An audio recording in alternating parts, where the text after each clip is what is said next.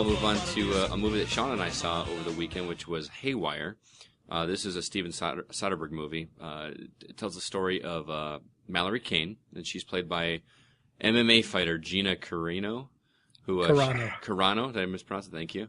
Who Sean informed me was one of the American Gladiators. I didn't know that. Crush. Yep.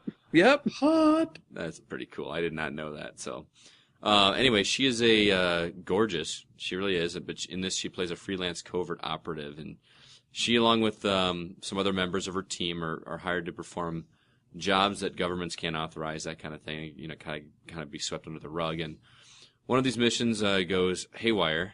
See what I did there? Ooh. Nothing. All right.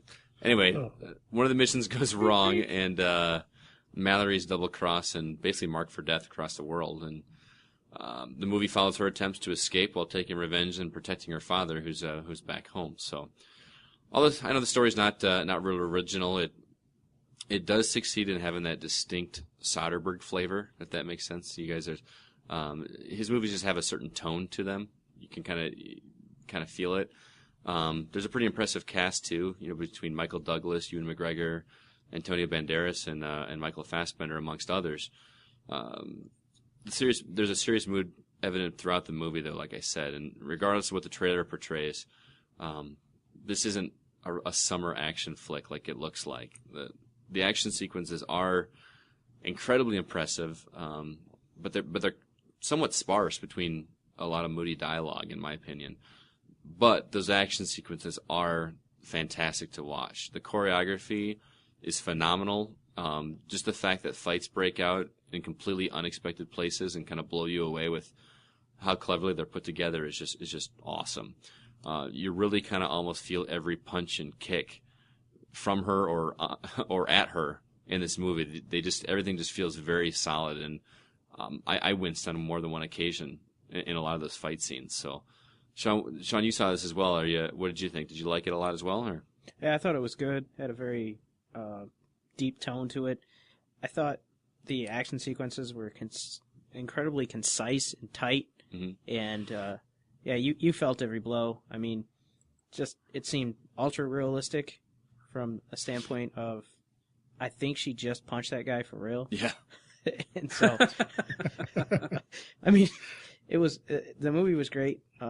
Scott and I were a little distracted by people behind us. Oh, God. Talking through, like, these stereotypical, oh, no, she didn't type talking Patrons? behind us. Oh, God. Yeah. And there was all about 12 people in the theater, so that made it even worse. Yeah, Sean parked us in front of the one couple that talked through the entire movie. But I like what you said about the fights being, what was the word you used to describe it? Concise. Concise, because they really were. There was no fluff.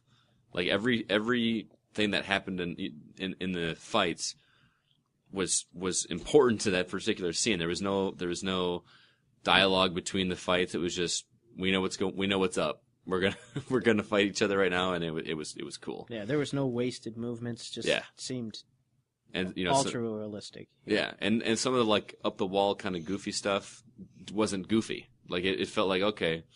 It wasn't like Matrix-esque. It was like, oh, she was really dodging what was going on there. And there were some hits. There was a scene where she was on the roof. You remember what I'm talking about, Sean? Yeah.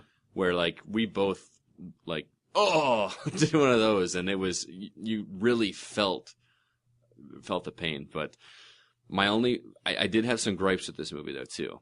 While some of the acting was great, there was some that was not so great. Ewan McGregor, for instance. Number one, what the hell is up with his hair? That has got to be.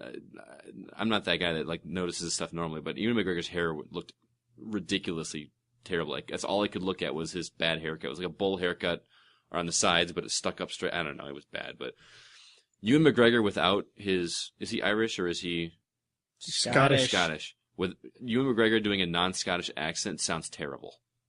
Do you agree with me? Yeah, it was in bad. any movie he's ever done that, it's sucked. Oh, it's bad, and his acting just seemed really flat because I was so distracted by the poor American accent. But Gina Carano looks amazing, but I don't buy her dialogue. I don't know. Her dialogue felt like it was very forced to be to be I'm a badass. But I know Sean kind of disagreed with me on this one. Yeah, I think she was just playing it serious because the character is ultra serious. So I don't know. It could seem like it could be forced, but I didn't think so.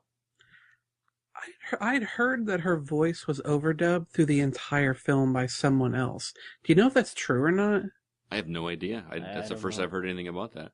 I'd heard it mentioned in a review of the film. I have not checked to see if that's actually true or not.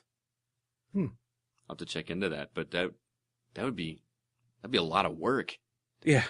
I mean, I didn't notice it. Yeah, you would notice it more in the movie. I don't think that was true.